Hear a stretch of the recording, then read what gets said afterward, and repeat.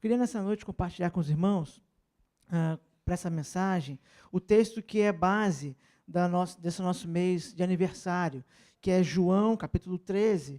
Só que em vez de ler só o verso 35, nós vamos ler 34 e 35. João, capítulo 13, versos 34 e 35. O tema é comunhão que revela Deus. Então, João 13, 34 e 35. O verso 35 é o texto base para esse mês de aniversário da nossa igreja, cujo tema é a comunhão dos santos. E a base é o verso 35, mas vamos ler o verso anterior para entender melhor o contexto. E, na verdade, esses dois versos vão nos servir para uma leitura apontando para aquilo que João vai explicar mais claramente na sua primeira carta, alguns versos da primeira carta de João que eu vou trabalhar também, junto com esses dois, aqui vão aparecer nos slides. Então, João, o evangelista, capítulo 13, diz assim no verso 34, a palavra de Deus. Novo mandamento vos dou, que vos ameis uns aos outros, assim como eu vos amei, que também vos ameis uns aos outros. Nisto conhecerão todos que sois meus discípulos, se tiverdes amor uns aos outros. Vamos orar mais uma vez? Pai bendito, eu lhe peço, Senhor, que nesse momento a tua palavra seja alimento para cada um de nós, sirva de encorajamento, mas também nos chame, ó Pai, a nossa responsabilidade, nos atraindo para mais perto do Senhor, para vivermos então a vida que te agrada, Senhor. Ajuda-nos, ó Pai, nossas limitações, tanto daquele que fala quanto daqueles que ouvem, mas que teu Espírito possa comunicar claramente tua palavra a nós. É isso que nós pedimos e agradecemos. Em nome de Jesus, amém. Meus irmãos, qual é o contexto dessa palavra de Jesus? Esse verso 35 é um verso muito conhecido, mas essa palavra de Jesus sobre a comunhão, sobre estar unidos, nesse amor uns pelos outros, está inserido no contexto da ceia, que ele vai instituir, na verdade já havia acabado de instituir, junto com seus discípulos, e no contexto também da traição de Judas. Se você olhar na sua Bíblia, os versos anteriores a esse parágrafo, que eu li o final do parágrafo, falam sobre Judas saindo para trair Jesus, a ponto que quando ele sai, Jesus diz, agora o Filho do Homem será glorificado. Ele sabe que o cenário é esse, a tensão é essa, da ceia, da traição de Judas, e esse contexto é importante, nós vamos retomar ele hoje mais à frente, para entender como então essa palavra de Jesus se encaixa. Mas é interessante perceber que essas são as palavras finais de Jesus com os seus discípulos antes da crucificação. É o último momento onde ele está com todos eles ao mesmo tempo, para ensinar, com exceção de Judas, que havia acabado de sair. Então, se são as palavras finais, elas devem ter uma importância, devem ter um peso. Porque se eu tenho os últimos momentos para estar com alguém, e eu escolho falar sobre isso, falar sobre comunhão, sobre amor uns pelos outros, é sinal que isso é importantíssimo, é algo importante que os discípulos precisam aprender. E por que isso é tão importante? Porque nós somos criados, todos nós, todo ser humano na face da terra, os que já vieram, os que virão, foram criados com a necessidade do outro.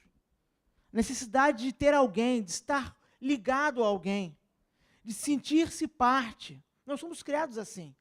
A comunhão, que é a maneira que Deus satisfaz essa nossa necessidade, ela é um anseio que está presente no coração de todo mundo. Quando você olha para a humanidade, você percebe isso, o quanto as pessoas anseiam, por isso que talvez não saibam definir essa comunhão. E toda a resposta humana para essa necessidade do outro, de estar perto, de pertencer, de fazer parte, toda a resposta do homem sempre é uma resposta parcial, incapaz de saciar e errada. Mas nós podemos ver os exemplos. Por exemplo, os clubes. Antigamente eram mais comuns, né? Participar de um clube. Que era o quê? Estar com pessoas, para se divertir, para passar tempo de lazer. Um exemplo bem negativo nesse caso, as gangues, por exemplo. Olha para pensar, por que alguém faz parte de uma quadrilha ou de uma gangue? Não é só para praticar um ato criminoso, não é só isso, que alguém poderia fazer isso sozinho. É porque há uma necessidade até para o erro de ter alguém, estar conectado a alguém, estar ligado, um certo companheirismo perverso, invertido. Aliás, é muito comum jovens e adolescentes que se sentem isolados e sozinhos, se filiarem a grupos que praticam atos de vandalismo e crimes. Por quê? Porque ele acha que naquele grupo está sendo satisfeito, aquele anseio, aquela necessidade de pertencer, de fazer parte de alguma coisa. associações, partidos políticos, torcidas de futebol. Eu poderia dar exemplos infindáveis de como nós tentamos satisfazer essa nossa necessidade de estar junto com alguém, experimentar comunhão, experimentar algum tipo de relacionamento maior, mais do que um simples bom dia do vizinho que passa na calçada. Quando eu vejo, por exemplo, que as pessoas são capazes de fazer, e a torcida de futebol é um bom exemplo para isso, como é que alguém é capaz de fazer aquilo com outra pessoa, uma violência, uma agressão, uma ofensa? É porque quando ele está naquele grupo, ele não é mais ele. Ele cria uma identidade de grupo. Então ele se sente mais forte, mais corajoso às vezes, ou menos inibido para essas coisas. Mas tudo isso está ligado à necessidade do homem de ter o outro. Estar conectado a alguém, sentir-se parte de alguma coisa maior. É a comunhão que o coração humano anseia, mesmo sem saber o que é. E é sobre isso que Jesus está falando. Jesus está apontando para o que os discípulos precisam experimentar. Porque a solução fora de Deus, como eu disse, é sempre parcial. Ela é distorcida, não pode satisfazer. Deus projetou a comunhão que satisfaz verdadeiramente o homem para ser experimentada no contexto do seu rebanho. Foi assim que Deus projetou. E agora Jesus, ele havia ensinado isso em outros momentos, com diferentes palavras, mas agora nos momentos finais com os discípulos, ele está os relembrando da importância dessa unidade, dessa comunhão que eles devem experimentar. E como eu disse, o título que está aparecendo aqui da reflexão é a comunhão que revela a Deus. Nós vamos perceber nesses dois versos. Primeiro, o como. Como essa comunhão é possível, como podemos experimentar. E depois, por que ela é tão importante, qual é a relevância, além da necessidade do coração humano. Você pode perceber no verso 34, algo muito interessante, quando o Senhor diz, novo mandamento vos dou, que vos ameis, o que, irmãos? Uns aos outros, assim como eu vos amei, que também vos ameis uns aos outros. Jesus vai mostrar nesse verso que Deus é o fundamento do verdadeiro amor. Tem aquela canção antiga, né? O amor só conhecia em canções que falavam de ilusões. Meus irmãos, fora de Deus, qualquer manifestação de amor, por mais sincera que seja, de certa forma ela também é uma ilusão. Deus é a fonte do verdadeiro amor, Ele é o fundamento dele. Jesus está explicando que até para amar o outro, eu preciso do fundamento, do alicerce de Deus. Ele diz que vos ameis como eu amei vocês. Interessante porque ele diz, um novo mandamento vos dou. O mandamento era antigo. Ele era antigo. Vai aparecer aqui Levítico 19, 18. Não te vingarás, nem guardarás ira contra os filhos do teu povo. Mas o que, irmãos? Mas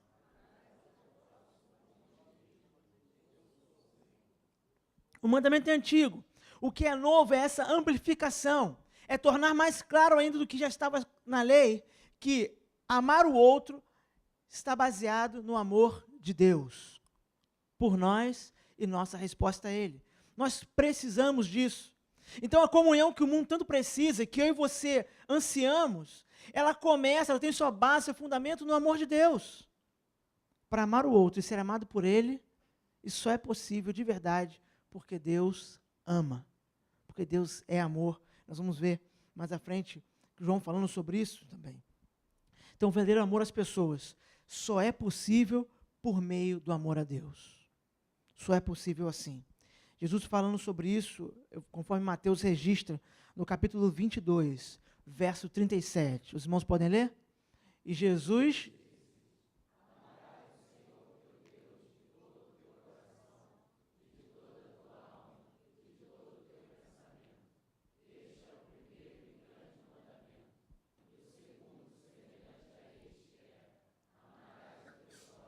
como a ti mesmo.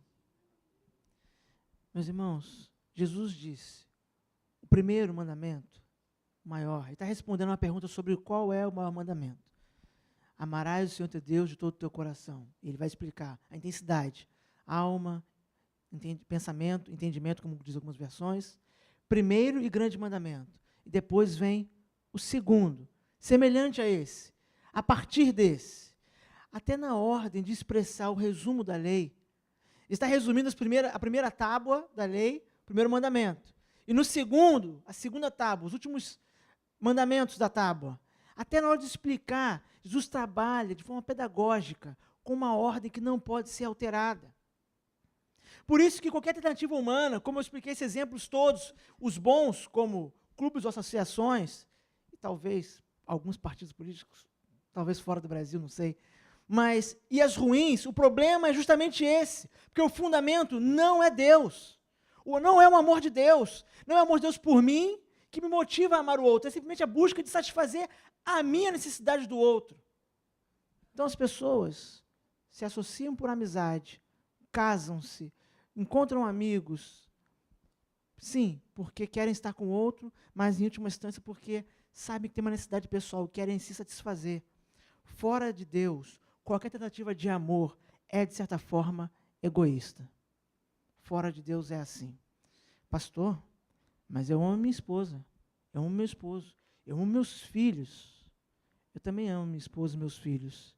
Mas eu sei que se não fosse pelo amor de Deus, mesmo com a boa intenção do meu coração de amá-los, de certa forma, na verdade, eu estaria buscando satisfazer a mim mesmo.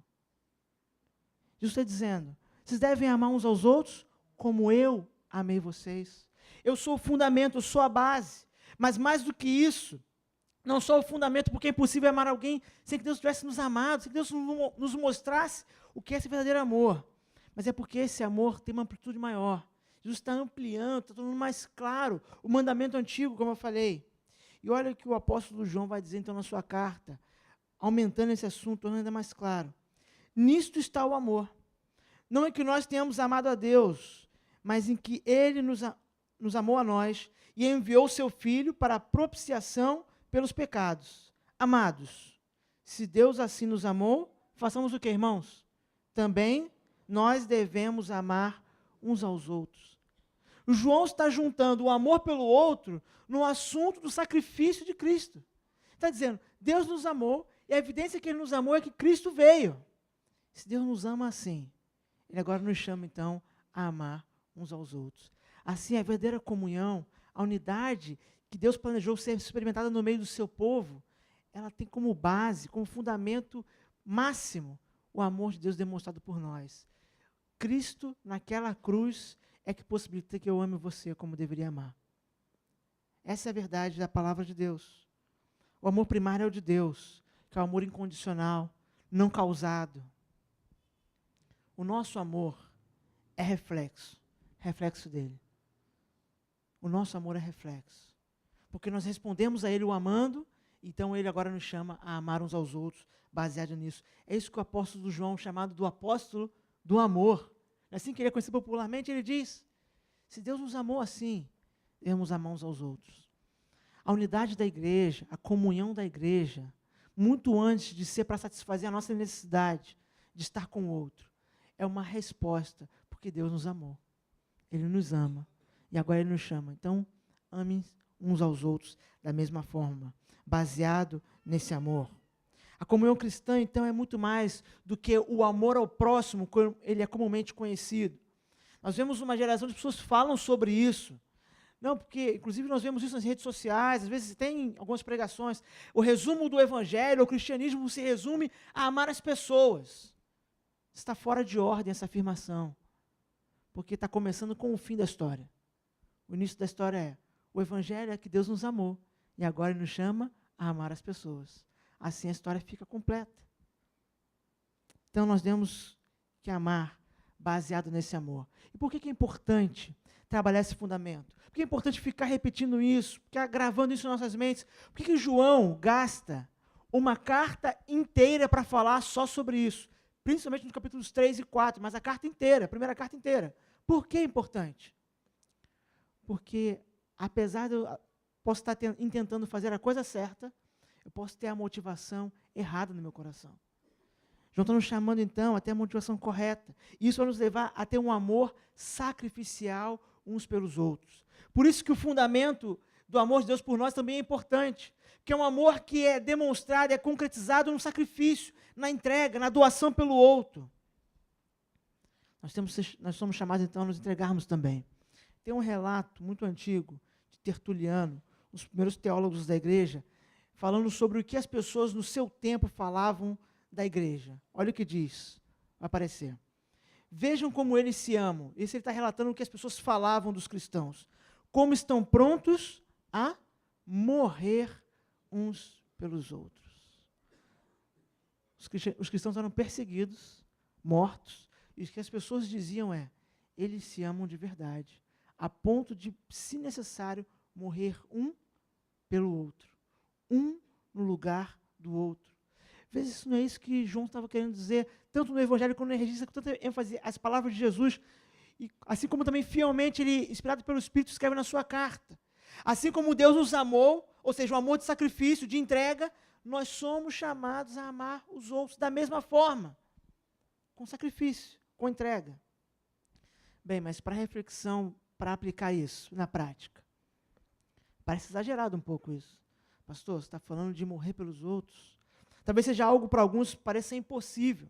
Como alguém pode amar outra pessoa assim, além do seu próprio cônjuge ou dos seus filhos? Como alguém pode amar uma pessoa que ele pouco conhece nesse ponto?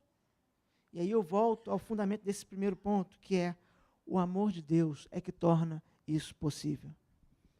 João está dizendo que esse amor é fundamento, não só porque ele ensina o que é verdadeiro amor, mas porque ele possibilita que os salvos, o povo de Deus, possa ter esse amor entre eles, possa experimentar essa comunhão, a ponto de sacrificar-se pelos outros.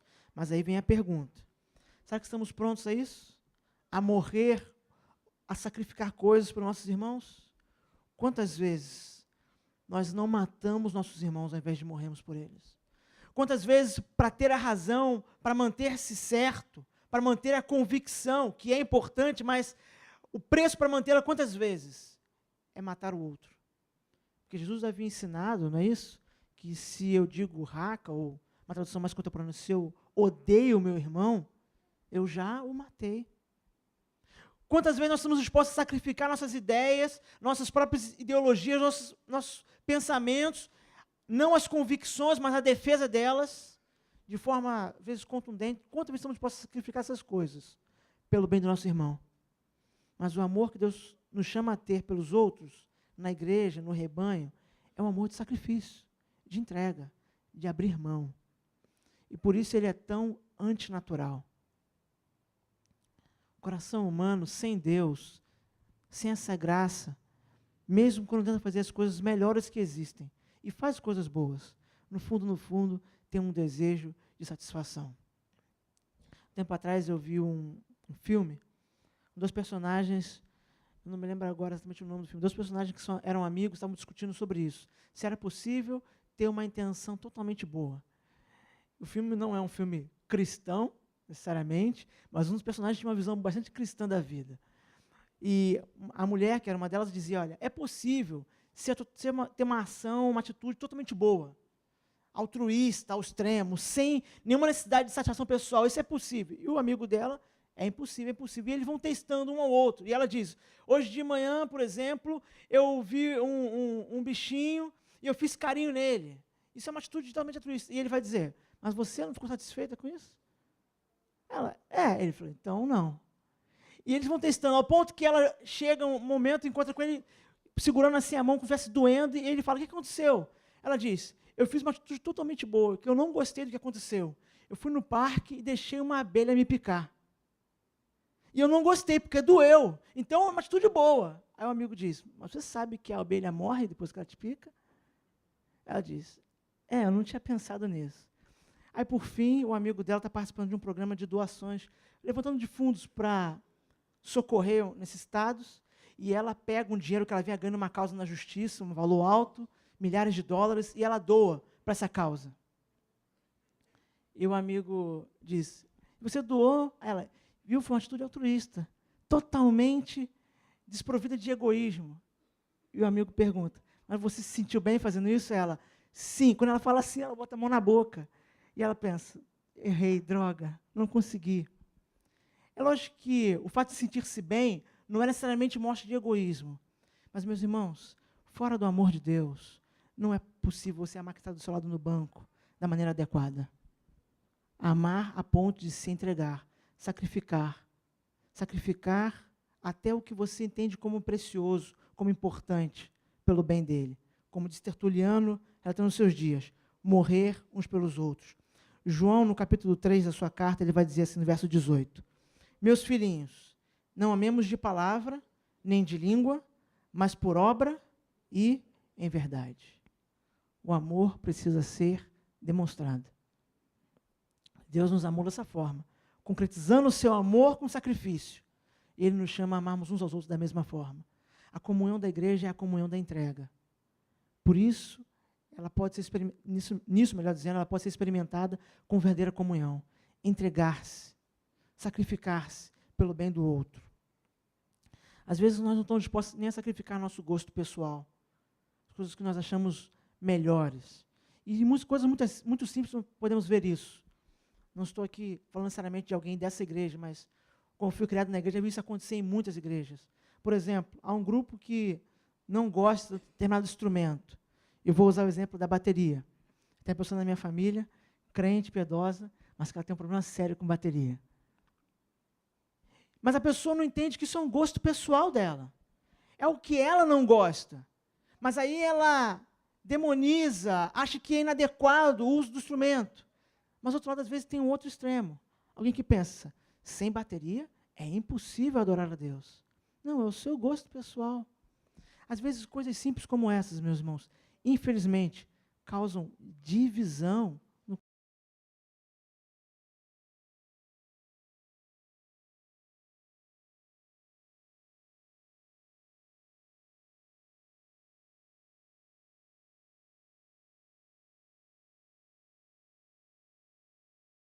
nós consideramos ridículos.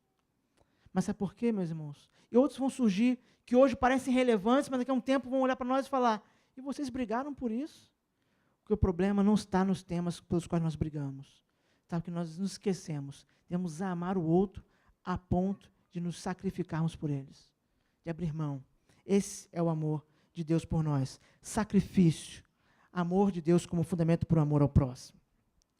Mas Jesus, falando sobre esse novo mandamento, que diz que devemos amar uns aos outros como Ele nos amou, e Ele dá essa ênfase. Ele vai continuar no verso 35, esse sim, base para a nossa reflexão desse mês, quando Ele vai dizer, nisto conhecerão todos que sois meus discípulos, se tiverdes amor uns pelos outros. Ele vai mostrar, então, que a nossa comunhão, e aí sim, o que eu quero enfatizar nessa mensagem, o resultado dessa comunhão, ela revela Deus, ela mostra Deus para as pessoas. Como eu falei no início sobre o contexto, eu vou retomar agora. O contexto da ceia. Jesus está falando que os discípulos, depois que ele partir, ele está falando da sua partida, vão mostrar ao mundo que eles são discípulos de Jesus pelo seu amor. O contexto da ceia é importante porque a ceia é a ilustração viva dessa comunhão que os cristãos devem experimentar no corpo e no sangue de Jesus. Ou seja, a ceia é uma ilustração, é um quadro vivo da comunhão que ele está ensinando. É o contexto perfeito, adequado. Está mostrando comunhão com Deus, sentido vertical, e comunhão uns com os outros. É interessante perceber que a igreja de Corinto, ela é denunciada pela sua falta de comunhão justamente pelo que eles fazem na ceia. O apóstolo Paulo diz, vocês estão fazendo, não é a ceia. Vocês estão vivendo aí, não é a mesa do Senhor. É a mesa de cada um de vocês, cada um faz o que quer. Não há unidade. Lógico, o problema lá estava também numa divisão social, possivelmente. Mas o problema da falta de comunhão foi apontado pelo problema da ceia. A ceia, então, é a ilustração viva dessa comunhão que revela quem são os discípulos de Jesus. Então, muito mais do que um ritual, ela é uma dramatização de algo importante que Jesus está ensinando. Mas aí vem o segundo elemento desse contexto, que é a traição de Judas, que é uma oportunidade ímpar para praticar amor a gente difícil. Meus irmãos, ninguém nunca teve que amar alguém tão difícil quanto Judas, como Jesus o amou. Ninguém. Alguém pode dizer, mas pastor, eu também já fui traído. Não é igual. Porque a traição de Judas é a traição daquele que é amado sem merecer, ele é amado por Jesus sem merecer, e ele trai aquele que é digno de todo o amor. Ninguém nunca experimentou isso. Então Jesus está nesse contexto da instituição da comunhão dos discípulos, quando Judas havia acabado de sair para o trair, Jesus havia alertado, esse era o assunto da conversa antes de Judas sair, quem o trairia. Jesus sai, ele diz, e agora, o mundo vai saber que vocês são meus discípulos, se vocês amarem uns aos outros, inclusive os difíceis. Inclusive os difíceis. A nossa fé, ela deve fundamentar a nossa maneira de viver. Se nós cremos que Deus nos amou e restabeleceu a comunhão conosco, como nós podemos quebrar a comunhão com os outros por coisas bem menores? Por coisas bem menores. Eu repito isso de vez em quando. Ainda bem que Deus não é como nós. Nós somos a imagem e semelhança dele, e não o contrário. Porque se ele fosse a nossa imagem e semelhança, nos tratasse como nós tratamos as pessoas, nenhum de nós teria comunhão com ele. Porque nós somos rápidos em romper os relacionamentos, em quebrar e afastar as pessoas. E lentos, todos nós, somos lentos na reconciliação. É uma falha do nosso coração, nossa natureza pecaminosa. Mas em Cristo nós somos chamados a ir na contramão disso. Ele diz que o amor dele é o fundamento, e ele vai dizer, vocês são meus discípulos por causa desse amor. Vocês vão revelar o Pai por causa desse amor. A nossa fé, a nossa convicção de fé não pode ser só uma abstração, só uma teoria. Tiago, falando sobre isso no capítulo 2, verso 18. Os irmãos podem ler? Mas dirá...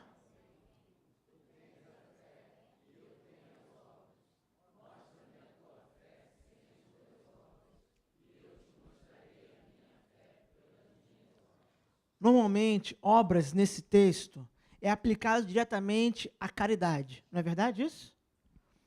Mas Tiago está explicando, está ensinando algo muito mais profundo.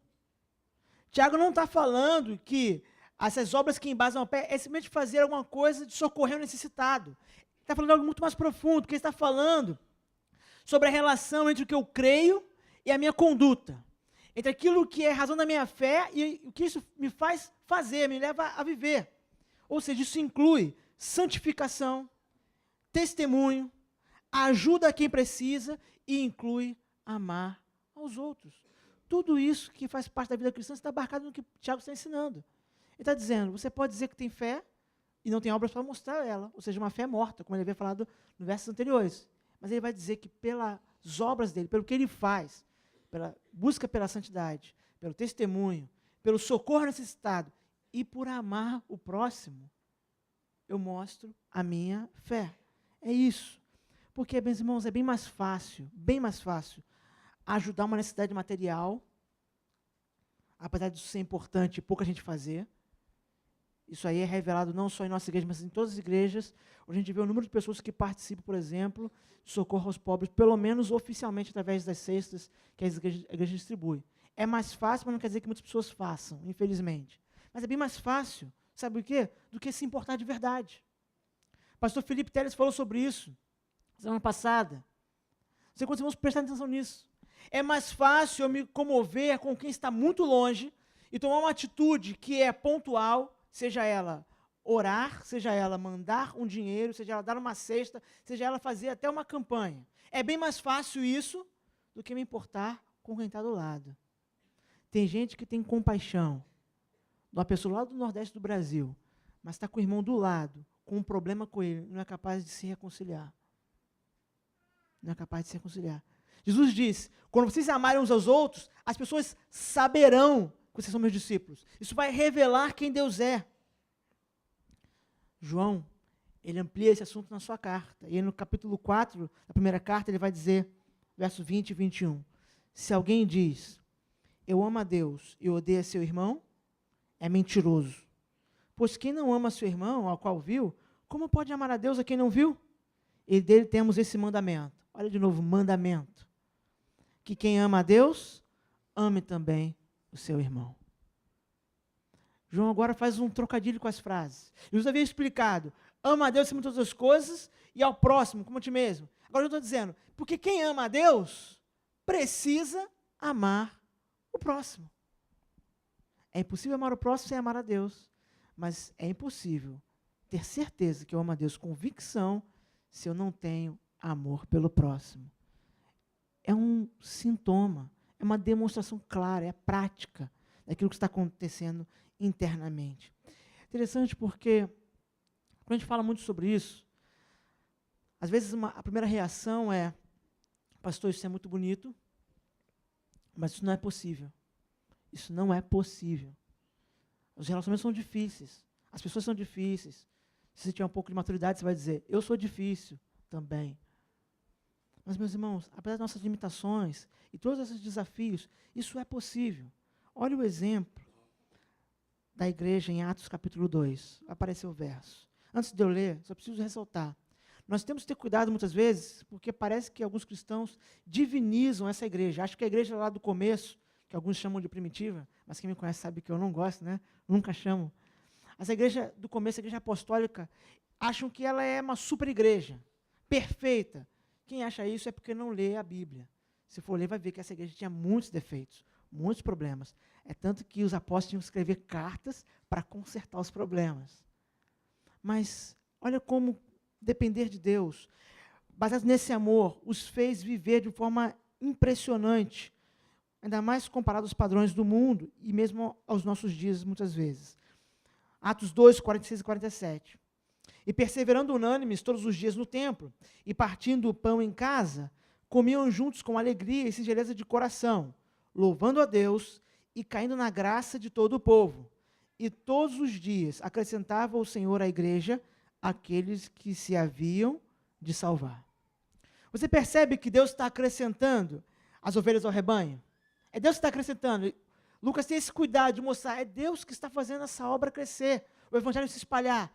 Mas é interessante porque ele mostra que isso é feito por meio da pregação, da adoração, e com isso nós estamos tranquilos, nós confiamos nisso, mas ele vai mostrar que também Deus está acrescentando ovelhas àquele rebanho por causa da comunhão, que fazia a igreja cair nas graças de todo o povo.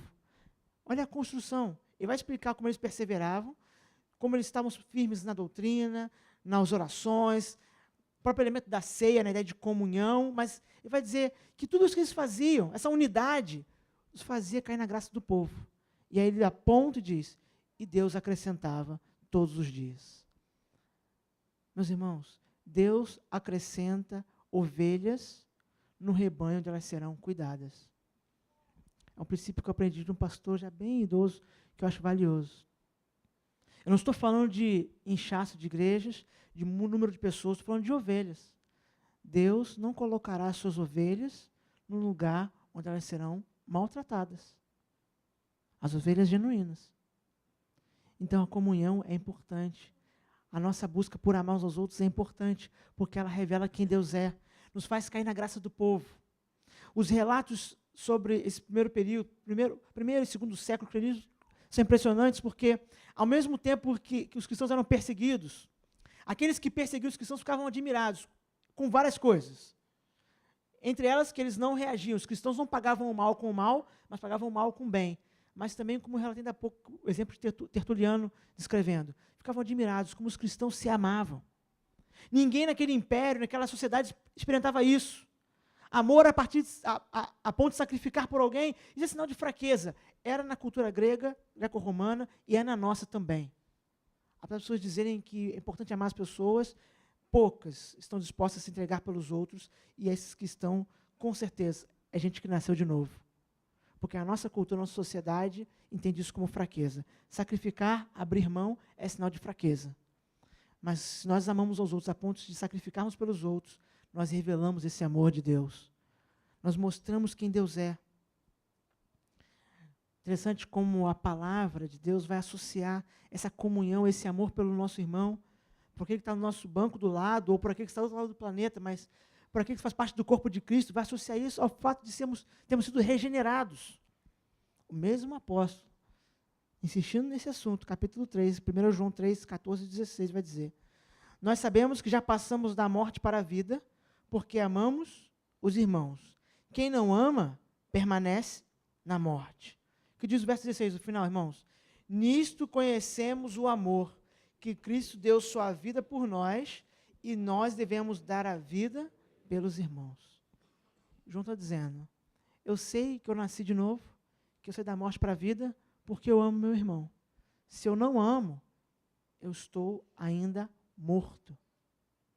E ele vai dizer, nisto se conhece o amor, e olha, de novo, Cristo deu sua vida por nós, e nós devemos dar a vida pelos irmãos. nós somos chamados para um amor que é antinatural, que é um amor de entrega pelo outro, de abrir mão. E isso revela muito de Deus. Então, dessa forma, o amor de Deus não é só o fundamento que possibilita a comunhão na igreja, mas a comunhão da igreja revela o amor de Deus. É um ciclo. As coisas estão conectadas umas às outras. O amor que Deus manifesta ao nosso favor na obra de Cristo é, ao mesmo tempo, então, fundamento e resultado, ou demonstrado, melhor dizendo, por essa comunhão. Por quê? Porque ninguém nunca viu a Deus. Isso está claro também na palavra. Ninguém jamais viu a Deus. Se nós amamos uns aos outros, Deus permanece em nós. Pode passar, desculpe, Newton. Próximo verso. Novamente. Ninguém jamais viu a Deus. Se nós amamos uns aos outros, Deus permanece em nós. E seu amor é em nós aperfeiçoado. Parece que João está com aquelas palavras de Jesus lá do Evangelho, ecoando no seu ouvido. Assim como eu amei vocês, amem uns aos outros. E nisto conhecerão que vocês são meus discípulos, quando vocês amarem uns aos outros. Ele vai dizer, ninguém nunca viu a Deus. Como que o mundo vai ver Deus na igreja? Interessante porque a evidência não é a fidelidade doutrinária. Isso é importante, mas não é a evidência. A evidência não está numa adoração contemporânea ou relevante, ou o nome que você queira dar, que seja atrativo às pessoas. A evidência é que vão saber quem nós somos discípulos de Cristo, e conhecer um pouco de Deus é a maneira como nós nos relacionamos. Como eu me relaciono com você, você comigo, é assim que as pessoas vão saber. Isso para nós é um desafio muito, muito, muito grande. Não que seja fácil entender todas as doutrinas e buscar conhecê-las corretamente, mas é mais fácil. Não que seja fácil buscar uma adoração sincera e dentro da linguagem que as pessoas sejam atraídas por ela, mas isso é bem mais fácil do que um relacionamento que é capaz de revelar a Deus. Por isso nós precisamos nos esforçar nesse sentido. Porque a pergunta muitas vezes nós temos que fazer é, o que é mais importante? Estar certo ou agir de forma correta? Você conhece aquele conhecimento popular de que fulano tem razão, mas pela maneira como ele fala, ele perde a razão? Na verdade, não é que ele perde a razão, mas é porque o que ele vai dizer não tem mais tanta importância, tanto peso. E a resposta é, entre estar certo e agir certo, nós precisamos fazer as duas coisas. As duas coisas. Nós precisamos do Evangelho, que é a mensagem certa, nós precisamos agir, viver de forma correta, que é a comunhão. A comunhão não é algo para acrescentar ao Evangelho. A comunhão é a maneira de expressá-lo, de vivê-lo para o outro. Para o outro. Às vezes, quando as pessoas olham para as igrejas evangélicas, não sei se é o caso de alguém que está aqui presente nos visitando, elas falam, olha, eu não entendo muitas vezes as inúmeras igrejas, divisões, multidenominacionais. A questão não é, obviamente, só uma questão de relacionamento. Há uma série de questões que precisam ser tratadas como uma maneira de entender alguns textos bíblicos, ou às vezes o Evangelho como um todo, a mensagem do Evangelho. Mas é verdade, quando o mundo tem essa estranheza, de que em muitos casos, múltiplas igrejas, às vezes na mesma região, no mesmo bairro, numa cidade, outras denominações, começaram só por causa de problemas de relacionamento. Ou seja, ao invés de promovermos a unidade do corpo, nós fracionamos o corpo de Cristo. E nós não temos autorização para isso, porque isso não mostra quem Deus é. Apesar da importância de ter as doutrinas corretas, para sermos identificados como discípulos verdadeiros de Cristo, nós sermos identificados dessa forma, da maneira como nós amamos uns aos outros. Pastor, tudo bem. Mas por que nós falhamos, então? Por que eu não consigo? Ou por que nós, vamos pensar, não tanto pessoalmente, primeiro, pensar no grupo primeiro, por que nós, como igreja do Brasil, do mundo inteiro, nós temos tanta dificuldade de experimentar isso com constância, nós oscilamos tanto? Bem, uma das respostas é porque, geralmente, nós baseamos comunhão, o aumento dela, o desenvolvimento dela, em esforços carnais. Normalmente. Nós, geralmente, associamos comunhão com algo que fazemos. Um almoço, um jantar, um passeio, uma festa, uma conversa. Essas coisas podem ser instrumentos e são muito úteis para nos aproximar das pessoas. Mas nós esquecemos que antes delas todas, tem um fundamento espiritual. A minha comunhão se baseia no fato de que o meu irmão é parte do mesmo corpo. Deus nos amou e agora Ele nos chama, nos convoca a amar uns aos outros. Cristo é o centro da existência de todo cristão. E por isso todos os aspectos da nossa vida sempre estão relacionados com Cristo.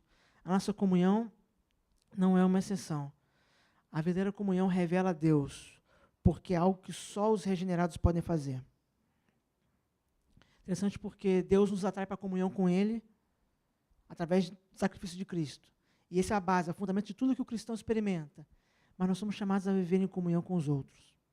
A importância da comunhão com o próximo, daquilo que nós estamos experimentando ou precisamos experimentar, ela é muito interessante, porque lá no Éden, diz que o homem experimentava comunhão com Deus. Mas depois disse que não era bom que o homem estivesse só. Não parece estranho isso? Você tem Deus para ter comunhão, mas Deus mesmo diz que precisa de outro, de mais alguém. Não que Deus não seja capaz de satisfazer o homem, é porque Deus nos criou com a necessidade de experimentar algo que nós experimentamos na comunhão com o outro. E sabe o que é interessante? Muitos marqueteiros já perceberam isso, às vezes antes da igreja. Quando você for observar um comercial, por exemplo, de cerveja, próximo que você vê na televisão, e passam muitos, quero te convidar a fazer uma reflexão. Aquilo ali é pedagógico. Todo comercial de cerveja vende o quê, irmãos? Se você responder cerveja, você está respondendo errado. Não vende cerveja. Vende companheirismo, amizade, celebração. Você já viu algum comercial onde alguém degusta, experimenta, toma, sei lá, a cerveja sozinho, num canto de bar isolado? Já viu esse comercial? E não vai ver. Sabe por quê? Porque ninguém compra a cerveja pelo comercial. Compra o companheirismo, a amizade. A ideia de que aquilo pode ajudar ele a ter uma celebração especial com outras pessoas que vão compartilhar do mesmo gosto, da mesma necessidade. Os marqueteiros muitas vezes percebem antes da igreja que as pessoas precisam das outras. E por isso eles nos seus produtos não vendem o produto, vendem a amizade, a comunhão falsa, mas aparente comunhão. Nós somos a igreja de Jesus Cristo. Nós somos chamados a viver essa comunhão, a viver esse amor. Não só para nos satisfazer naquilo que nós precisamos, mas porque isso glorifica a Deus. E esse amor pelo outro é resultado do amor de Deus. Nós estamos vivendo a moda dos desafios, não é verdade? Do balde, que infelizmente, se você não fez uma doação, não serviu de nada, tomar o banho gelado. A de sem maquiagem. Mas, meus irmãos, desafio verdadeiro não são essas coisas triviais. Um desafio verdadeiro, você quer um exemplo de um? Viver em comunhão. Viver em comunhão a ponto de dar a vida pelos outros. Amar alguém, mesmo os difíceis, como Judas, a ponto de se entregar, de abrir mão, de ceder, de sacrificar. Isso é um desafio de verdade. Isso é um desafio de verdade, porque requer dedicação, requer intenção. E essa palavra é importante no cristianismo. Eu vou encerrar com ela para nós orarmos. Intencionalidade. Ter intenção de fazer as coisas. Às vezes nós cristãos fazemos as coisas de forma a lá Zeca Pagodinho. A gente pede para a vida ir levando. Deixa a vida me levar. A gente vai fazendo. Falam sobre comunhão, a gente pensa em comunhão, mas depois esquece. Fala sobre adoração. O cristão é chamado a viver a vida dele de forma intencional. Adorar a Deus de forma intencional. Meditar na palavra dele, conhecê-lo de forma intencional, buscá-lo de forma intencional e amar os outros de forma intencional. Isso significa refletir sobre o que eu faço, refletir sobre o que eu falo, sobre o que eu deixo de falar, sobre o que eu deixo de fazer. É estar alerta para que não nos machuquemos mais do que o necessário, para que não provoquemos feridas absurdas. A igreja é chamada para ser o povo que vive em unidade, em comunhão. Isso é possível, porque Deus promoveu isso, Deus tornou isso possível pelo seu amor, mas requer de nós resposta. Requer de nós dedicação. É a nossa parte no envolvimento, na entrega, no sacrifício. Total consonância esses 2 pontos. Deus fez possível pelo seu amor por nós, mas agora nos chama a agirmos, baseado nesse amor, para amarmos o outro intencionalmente. Queria orar por você e por mim. Feche seus olhos, por favor.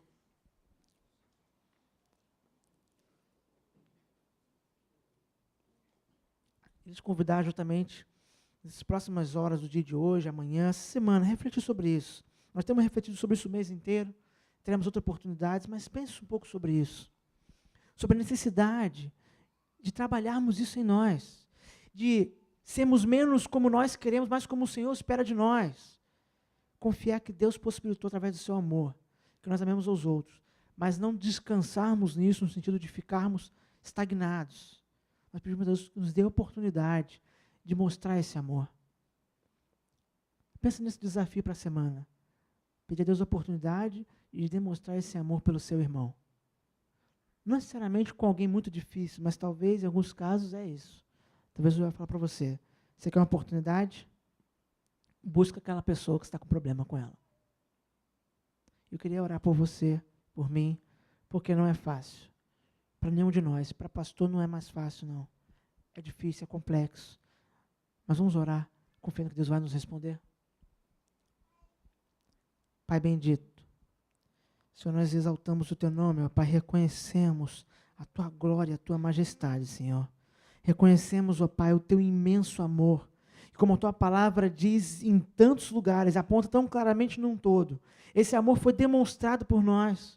Foi um amor que não foi só falado, não foi só propagandeado, mas foi um amor que se concretizou naquilo que Cristo fez em nosso favor. Nós te louvamos, ó Pai, porque nós não éramos dignos de amor. Nós não éramos dignos, ó Pai, de receber nada. Mas o Senhor nos amou. Por isso, o seu Filho veio a esse mundo, para demonstrar esse amor, morrendo em lugar de pecadores, ó Pai. Pai, mas a Tua palavra nos ensina, como vimos brevemente nessa noite, que a implicação disso para nós, nossos relacionamentos, é que precisamos amar uns aos outros, ó Pai. Pai, isso é bem mais fácil dizer do que fazer. O Senhor nos conhece, o Senhor sabe disso, ó Pai. Por isso nós pedimos que a partir da reflexão, da lembrança, do amor que experimentamos com o Senhor e da ação do Teu próprio Espírito em nós sejamos, ó Pai, encorajados, impulsionados a amar uns aos outros, ó Pai. Nos leve a amar o nosso próximo, Senhor. Principalmente, ó Pai, aqueles que estão caminhando conosco. Quantas vezes, ó Pai, nós temos mais facilidade de amar no sentido de conviver, de aceitar, tolerar alguém com quem não temos nenhuma afinidade, mas só porque está longe, só porque é uma empatia distante. É aquele que está do nosso lado, nosso irmão em Cristo, que senta no mesmo banco com a gente, que aperta a nossa mão, que mora muitas vezes na mesma vizinhança. Nós não temos nenhuma demonstração de amor para dar a essa pessoa, Pai. Nos perdoa, Senhor, pela nossa negligência. E nos ajuda, ó Pai, a muito mais do que ficarmos constrangidos diante de quão clara a Tua palavra é sobre isso, mas que sejamos levados, então, a viver de forma intencional esse amor pelos outros, ó Pai. Pai, que começando a nossa família, a nossa igreja, nossos relacionamentos mais próximos, indo, ó Pai, irradiando até os mais distantes, nós possamos, mesmo que nas nossas limitações, mostrar, revelar quem o Senhor é. Que nossos relacionamentos, que o nosso amor pelas pessoas possa servir para que elas vejam o Senhor, ó Pai. Que as palavras de Jesus, que Ele disse naquela noite, onde Ele foi traído, mas estava junto com os discípulos, dizendo que as pessoas saberão, pelo nosso amor, que nós somos discípulos dEle, que elas possam ser aplicadas em nós, ó Pai. Que a Tua igreja possa se preocupar em intencionalmente viver o amor. Ajuda-nos, ó Pai, a cumprir o compromisso que assumimos com o Senhor nessa noite. Que não nos esqueçamos dele diante da correria do dia a dia, mas que possamos todos os dias nos lembrar daquilo que o Senhor nessa noite nos falou e da resposta que demos ao Senhor. Tudo isso, Pai, lhe peço e lhe agradeço. Em nome de Jesus. Amém.